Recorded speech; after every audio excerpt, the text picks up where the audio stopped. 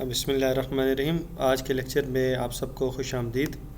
आज का जो हमारा लेक्चर है इसके अंदर हम बेसिकली यूटिलिटी के टॉपिक्स को डिस्कस करेंगे। तो यूटिलिटी को मेजर करने के बेसिकली दो वेज़ हैं। एक को हम कहते हैं कार्डिनल यूटिलिटी एनालिसिस और दूसरे को हम कहते हैं ऑर्डिनल यूटिलिटी एनालिसिस।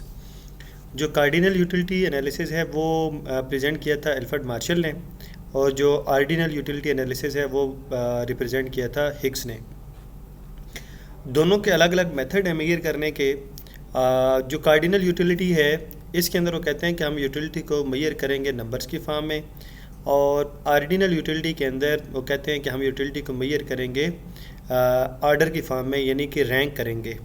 जब हम कार्डिनल यूटिलिटी की बात करते हैं तो यहाँ पे हम दो लॉज को डिस्कस करते हैं, law of diminishing marginal utility और दूसरा होता है law of equi marginal utility.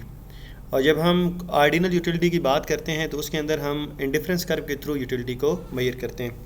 लेकिन आज वाले लेक्चर के अंदर हम लोग सिर्फ कार्डिनल यूटिलिटी को डिस्कस करेंगे, और कार्डिनल यूटिलिटी के अंदर भी जो ये फर्स्ट लॉ है law of diminishing marginal utility, इसको हम डिस्कस करेंगे। तो बेसिकली कार्डिनल यूटिलिटी है क्या चीज़ कि कार्डिनल यूटिलिटी, जैसे अभी हमने पढ़ा कि कार्डिनल यूटिलिटी के अंदर आप यूटिलिटी को मेजर्स करेंगे नंबर्स की फॉर्म में, जैसे यहाँ पे लिखा हुआ है 1 2 3 4।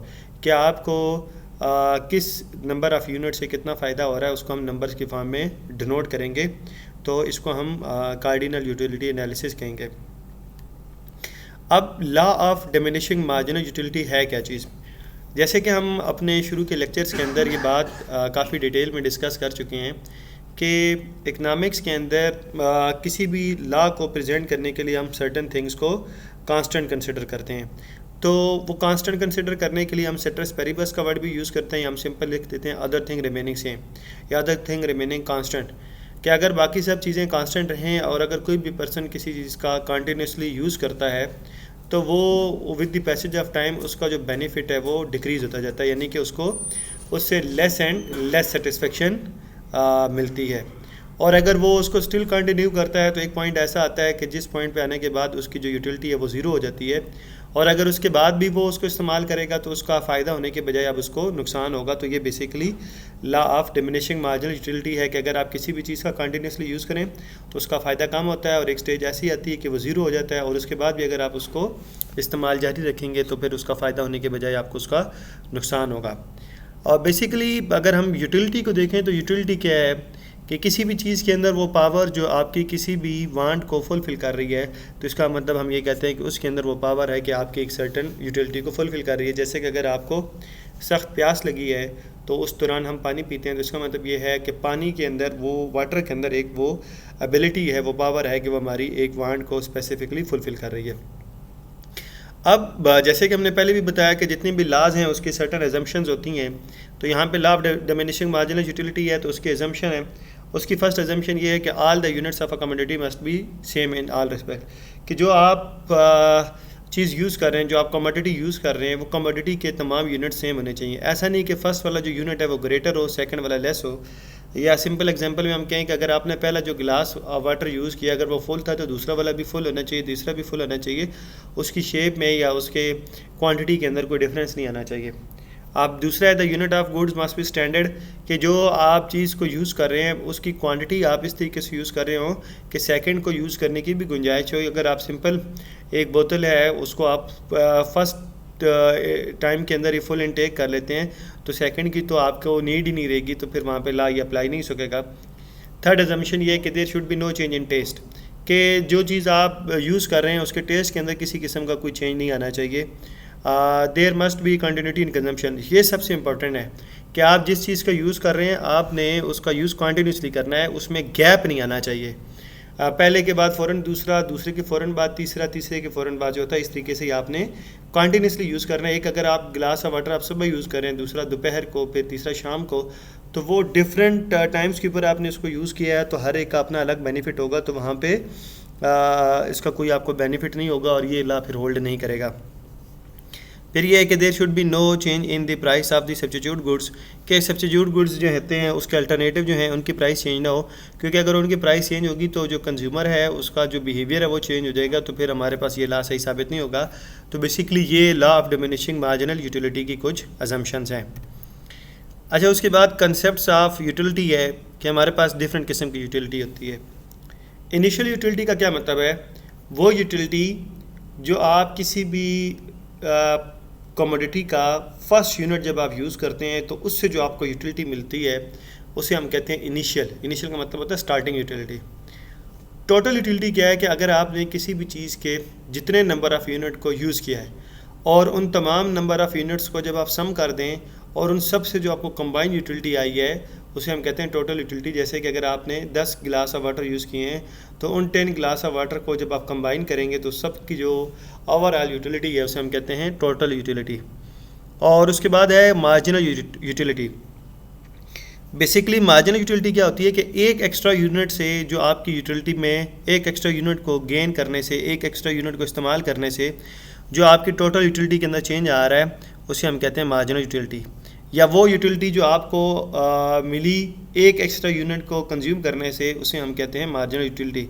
यानी कि अगर आपने पहला गिलास यूज़ किया और फिर दूसरा, तो दूसरे से जो सेपरेटली आपको यूटिलिटी मिल रही है उसे हम मार्जिनल यूटिलिटी कहते हैं। बाकी ये चीज़ अभी हम आगे टेबल से और ग्राफ से भी एक्सप्लेन करेंगे तो वहाँ पे ज़्यादा क्लियर हो जाएगा। जैसे कि यहाँ पर देखें कि यहाँ पे ये क्वांटिटी है फर्स्ट कॉलम में, सेकंड कॉलम में टी यू टोटल यूटिलिटी है, एम यू आपके पास मार्जिनल यूटिलिटी को रिप्रेजेंट कर रहा है। जब आपने कोई भी यूनिट कंज्यूम नहीं किया तो क्वांटिटी भी ज़ीरो है, टोटल यूटिलिटी भी ज़ीरो है। जब आपने first glass of water use किया तो आपके पास जो टोटल यूटिलिटी है वो 8 है और मार्जिनल भी वो आपके पास क्या है 8 है, और इसी को हम कह रहे हैं इनिशियल। जैसे कि हमने डेफिनेशन में भी ये बात एक्सप्लेन की थी कि जो फर्स्ट यूनिट से यूटिलिटी गेन होगी उसे हम इनिशियल यूटिलिटी कहते हैं। इसी तरीके से जो सेकंड यूनिट है उस पे आपके जाके जो टोटल यूटिलिटी है वो 14 हो गई है, लेकिन ये कंबाइंड टोटल 14 हुई है। फर्स्ट वाले से आपको ऑलरेडी 8 का बेनिफिट मिल चुका था, जब आपने सेकंड यूनिट कंज्यूम किया तो आपका टोटल यूटिलिटी 14 हो गई है। तो सिर्फ सेकंड वाले का क्या कंट्रीब्यूशन है वो 6 का है, वो 14 माइनस 8 करेंगे तो 6, ये आपके पास मार्जिनल आ गई। इसी तरीके से जब आपने थर्ड यूनिट कंज्यूम किया तो आपकी टोटल यूटिलिटी है जो 18 हो गई है। अब 14 आपके पास पहले से थी तो थर्ड वाले का कंट्रीब्यूशन क्या है वो 4 का है, क्या 18 माइनस 14 किया तो ये 4 आ गया। इसी तरीके से जब आपने फोर्थ यूनिट कंज्यूम किया तो आपके पास जो टोटल यूटिलिटी है वो 20 हो गई है। तो 18 तो आपके पास जो 3 आपने पहले यूज़ किए थे वो आपको दे चुके थे, तो 20 माइनस 18 किया तो ये 2 आ गया। इसी तरीके से ये 20 माइनस 20 किया 0, तो ये वो पॉइंट आ गया जहाँ पे अब आपकी यूटिलिटी मैक्सिमम हो गई है। अब आप इसके बाद इसको यूज़ नहीं करेंगे, लेकिन अगर इसके बाद भी आप इसको यूज़ करते हैं तो अब आपकी यूटिलिटी पॉजिटिव होने के बजाय नेगेटिव हो जाएगी। इसका कर्व हम ड्रा करेंगे ऐसे कि वाई एक्सिस के ऊपर आपने टोटल यूटिलिटी को लेना है, एक्स एक्सिस के ऊपर आप लोगों ने नंबर ऑफ़ यूनिट्स को लेना है। और फर्स्ट पे आपके पास 8 था तो यहाँ फर्स्ट एंड 8 पे आप एक डॉट लगा लें, सेकंड पे 14 था तो यहाँ सेकंड एंड 14 एक डॉट लगाएं। इन पॉइंट्स को जब आप ज्वाइन करेंगे तो आपके पास टोटल यूटिलिटी का ग्राफ आ जाएगा।